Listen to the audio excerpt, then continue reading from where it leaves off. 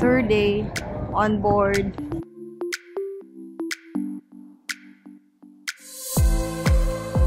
So, samahan niyo kami ulit sa aming pamamasyal dito sa Messina.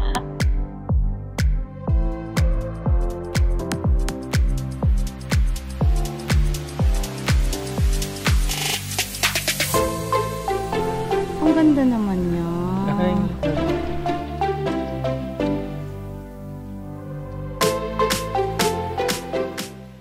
For the meantime, we're going out to explore Sicily.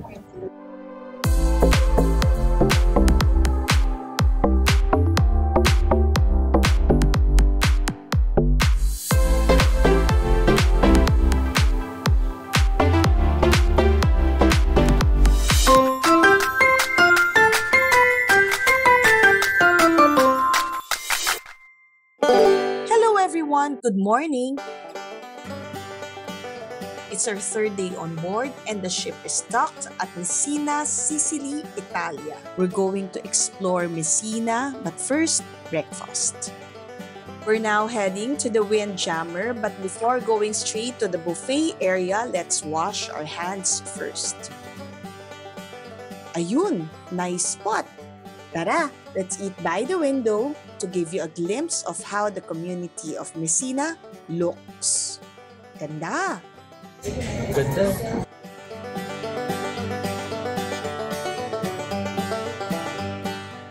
Join me as I start the day right with a hefty breakfast. This is what I'm having for breakfast. My plate is full. Hello! Good morning! Hi ka naman! Pilipina. May namit ako taga Las Piñas noon. Yeah! Sige po. Sige. Thank you! Windjammer every morning. Jam-packed. We're out and about. We're going to explore the city, of course, by foot, DIY. But we have to be on board by 4:30 in the afternoon. When you book excursions under the care of Royal Caribbean, you'll have a worry-free trip. Victoria. For a fee, of course. And these buses you see just beside the cruise ship will take you to your corresponding destinations. Ito ang Port of Messina, Sicily, Italy. Laki ng barko, di ba? So nice! This is Messina. Messina is Sicily's capital city. Take note. So we are on a DIY journey. We're navigating the streets of Messina. With the help of Google Map, we are trying to figure out the way going to the train station. Itinerary for today is we're going to the ancient Greco-Roman amphitheater. Finally, behind this is the train station, the Estación Messina Central. A few meters beside the entrance of the train station is a bus station. So we're not taking the bus. I'm just showing you around just to get you familiar with the place. So that's the train station. We're going there. We're taking the train bound for Taormina. Guys, let me remind you, DIY traveling is not for everyone because trying to figure out the route to your desired destination may come a little confusing, therefore quite inconvenient. But you know, for us, this is our kind of adventure.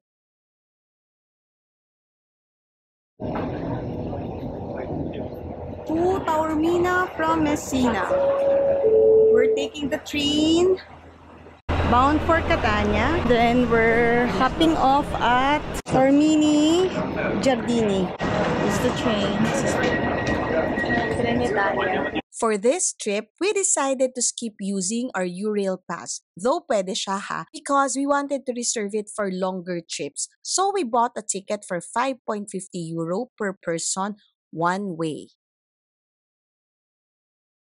We're currently here at Taormina Giardini. It was roughly a 40-minute train ride from Messina.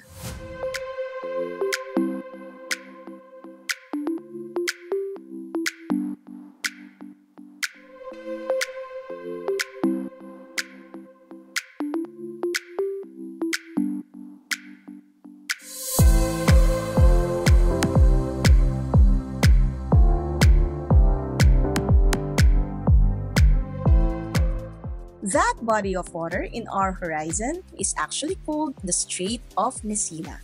Alam niyo ba, this strait was greatly feared by sailors in antiquity, mainly because of the rocks and whirlpools known as Scylla and Charybdis, personified as female monsters in Greek mythology. That strait's seawater current, though, presents considerable difficulties. So may batayan naman pala. O bago ko makalimutan, that mountain on the right of our horizon is actually Mount Etna, an active volcano. Just like that, we're now in the center of Taormina. Coming here was a winding journey via bus showcasing a beautiful scenery of Sicily's shoreline. Taormina is actually a village built by Greeks. This village is a hilltop town on the east coast of Sicily. It sits near Mount Etna. It became famous in the 19th century when noted philosophers traveled from Germany, France, and England to see its beauty.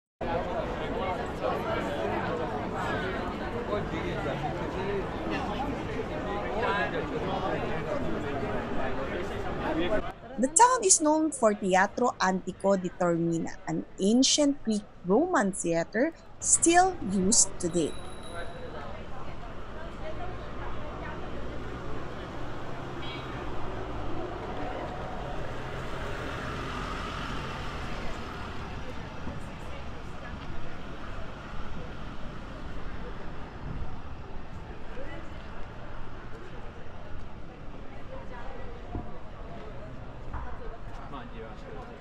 Hindi lang gaanong halata pero uphill ang binabaybay naming daan. So if you wish to come here, brace yourself. Wear comfortable clothes and shoes. Also, make it a habit to check the temperature dahil kung hindi pa kalamigan, pagpapawisan kayo. Kung maulan naman, maaari kayong madulas kung hindi appropriate ang footwear ninyo.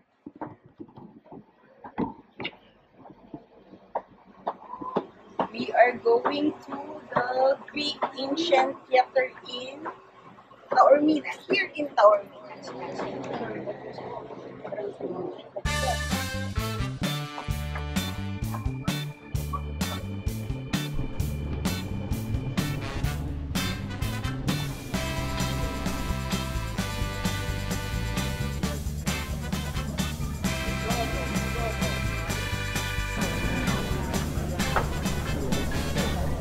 May bayad ang pagbisita sa Ancient Theater of Taormina.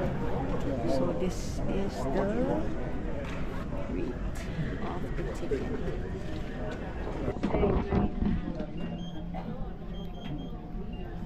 not going to make a sound. So just look at the... It says disabled. Dahil walang internet sa barko, hindi nakapag-research ang kumare ninyo. Hindi magandang gawain, wag gayahin. O kaya ito, nashook kami. We're surprised. Hindi namin napaghandaan ang terrain. But don't get me wrong, walang pagsisisi sa pagpunta namin dito dahil look, napakaganda niya. Yun nga lang sana, di ba, hindi nag-long sleeves ang person. Ganda naman. Hindi pwede dito sila mama. Of course. Ano ang pinagagagawa natin? Oh, pero nice. Look. Ang ganda. It's worth the hike. The Ancient Amphitheater. Para siyang Coloseo. Pero, mas maliit to. No? Provincia version. Tingnan mo naman yan. Ang ganda naman yan. This ancient semicircular amphitheater of Taormina was initially built by ancient Greeks, believed to be around the 3rd century BC, with tiered seating rising on one side of the performance area. However, it was later modified and expanded by the Romans, who added to its grandeur and functionality. The Romans used to call the seating area cavea. The open theater is beautifully designed with the Messina Street as its backdrop, giving audience at the top tier a beautiful panoramic view not only of the sea, but the stunning Mount Etna. We were told that this theater is still functional and being used up to this day. Well, the stage and the seating area are beautifully restored with wooden floors and seats. Mukhang ginagamit nga. Yung parang cone-shaped mountain. It's not a mountain, it's a volcano. It's an active volcano. It's Mount Etna. Yan ang Mount Etna. That's not cloud. Over there, that's smoke. That's a vapor. You see, it grows always. And then the white one. And what we can say, the explosion is different than the eruption. Anyway, Etna, as you know, is the biggest crater volcano in Europe. 3,340 meters high. I took the challenge all the way up just to see this view. Worth it. Very nice. Beautiful. Mamamangha ka. Kasi itong structure na to, it's massive. Ginawa ng mga tao noong unang panahon without the advanced equipment. Yun yung amazing part doon. How come in the absence of modern equipment, nakagawa sila ng mga ganito kagagandang structure. And naglast pa. Hanggang ngayon nakikita pa natin. Yun yung amazing part. Paano yun nangyari, no? Pero pansinin nyo, halos lahat ng mga ancient structures, it's made out of bricks. Siguro nga, no, matibay nga ang bricks. Galing, ang ganda. We went all the way up. Mainit siya. When we checked, the weather is 25 degrees. So sa Pilipinas, parang aircon feels. Pero mainit siya. Pero okay lang. Ganun talaga. When you're traveling, you want to see the best. Tingnan nyo, marbles.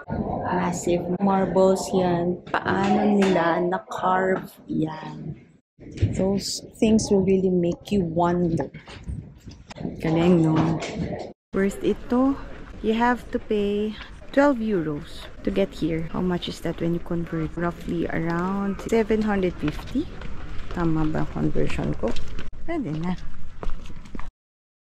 Pansin nyo ba, walang mga bakal na reinforcements sa gitna ng mga structures na yan. How about the laborers and the slaves during the ancient time? In the absence of modern equipment, can you imagine the amount of work and effort they put in para magawa ang ganitong structure with precision? Galing. Paano? Yeah, marble. These massive stones were actually marbles from ancient times excavated in the area. Excavators working at Terminus Theatre in the early 18th century were amazed by the richness and variety of colored marble that decorated the monument in Roman times. Alam nyo ba na ang Italy is a source of marble? Kaya maraming ancient structures na made of marble. Halos lahat ng mga nakita naming lumang church dito, made out of marble. To know more about the history of this ancient theater in detail, you may refer to the attached literature. Feel free to pause and read. Though there are no clear historical records that will suggest the exact time the ancient Greeks built the theater, archaeological evidences suggest it was around the 3rd century BC. Ang tagal na, ano? However, the theater was radically transformed during the Roman times and had undergone multiple reconstructions to add function and grandeur. For our viewing pleasure, shown is a virtually furbished and reconstructed image of the ancient theater. This will take us back to the time where its function and grandeur was at its peak. I assume during the Roman times. The ancient amphitheater gained its popularity in the 19th century when prominent figures in the field of philosophy and arts across Europe came to see its beauty. Goethe, a renowned German polymath and philosopher of that time, described the theater's proscenium as an impressive work of art and nature. Having the bay and the Mount Etna part of the theater's backdrop made it one of the world's most striking stages. The ruins of this ancient theater is worth the hike. The peak of its grandeur may have waned, but its peculiar charm remains. The ancient Greek wisdom has indeed birthed an ethereal beauty ever-changing, yet adapting effortlessly.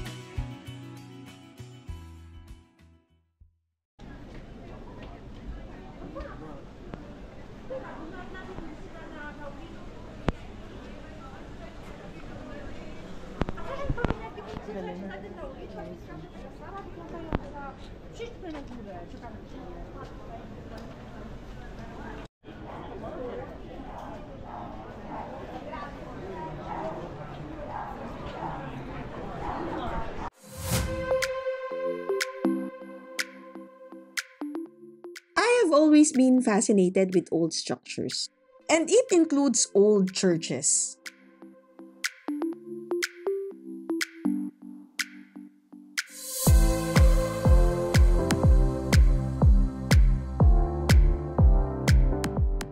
Sa mga lumang simbahan mo makikita ang creative side at skills ng mga tao nung unang panahon.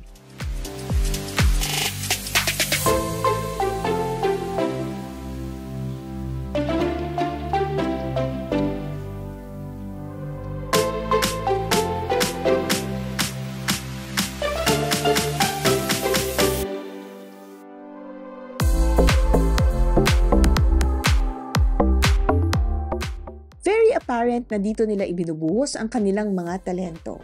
The grand exteriors, the lucrative facade.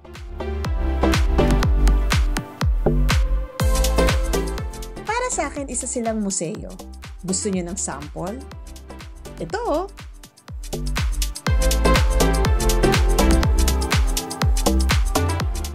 The ornate decorative pieces hanging on its walls and ceiling. The carvings, the paintings, lahat masterfully crafted.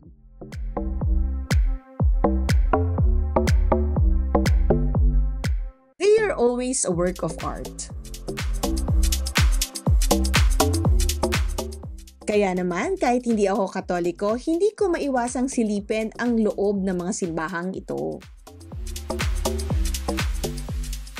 You have to pay 1 euro, that is around 62 to 63 pesos, every time magto-toilet ka.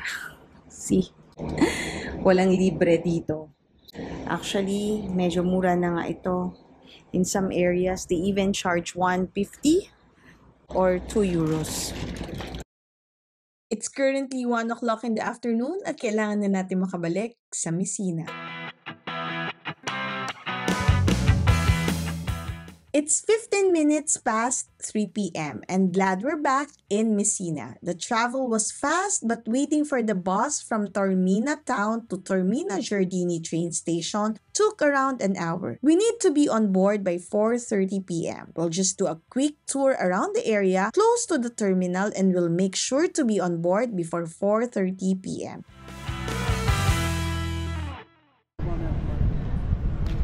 We are pressed for time, so I guess this is the last church we're visiting in Sicily. Kung mahaba pa ho sana ang ating extra time, marami pa ho magagandang lumang simbahan na halos magkakatabi lang na pwede nating bisitahin dito sa Sicily.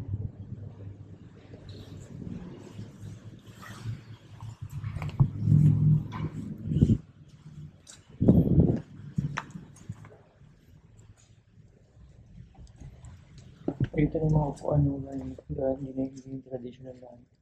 Ganda. Ganda. Look at that. Ganda. Oh, wow.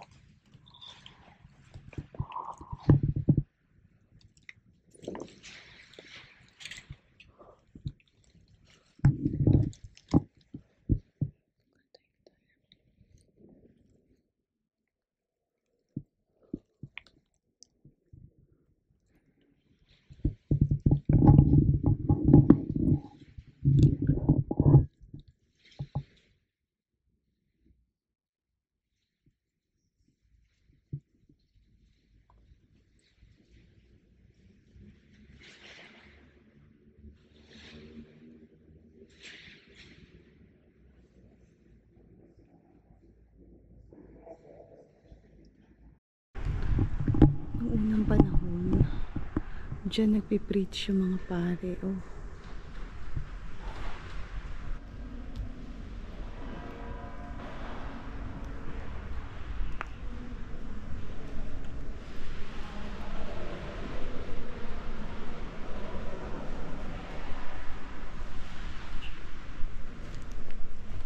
Ganda. Tingnan mo.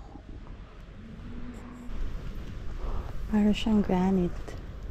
And look at the doorway. Marble yung ano niya, yung kilid niya. Look. Ganda. Pag nakakita ako ng mga ganitong lumang structure, parang hindi ko ma-explain yung feeling. Parang it sparks joy.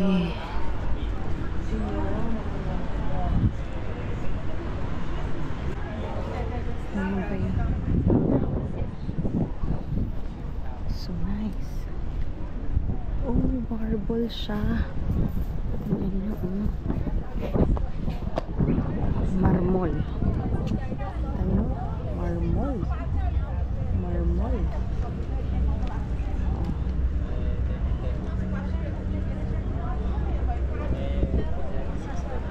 Ganda. Ganda.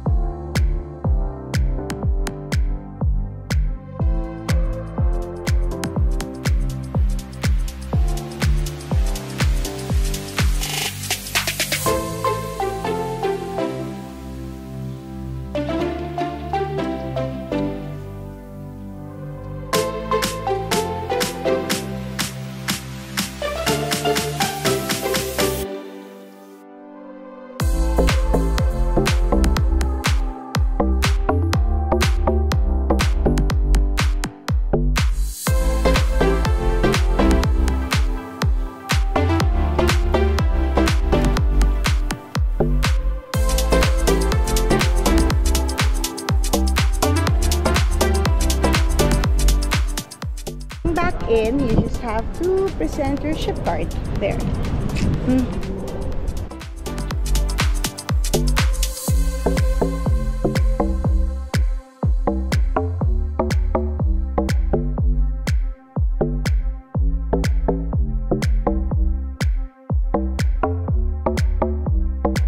Bye, Sicily.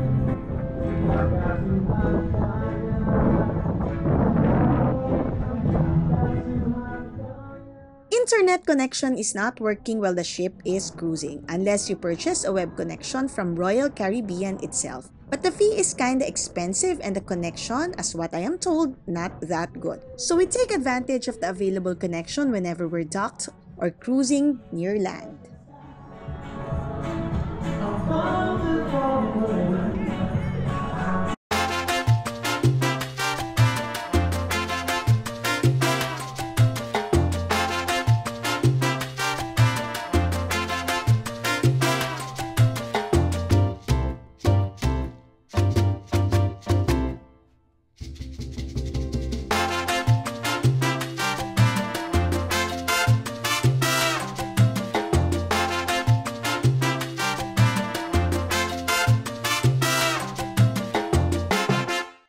ang kabanding ng mga cruise passengers. Yes, kahit sa video, okay. Kaya palalagpasin ko ba naman? Isa!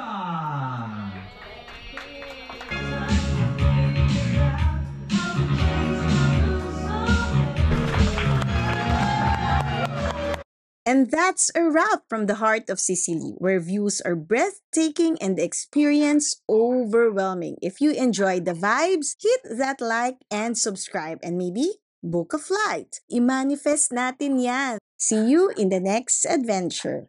There's no better way but to end the night with a good dinner.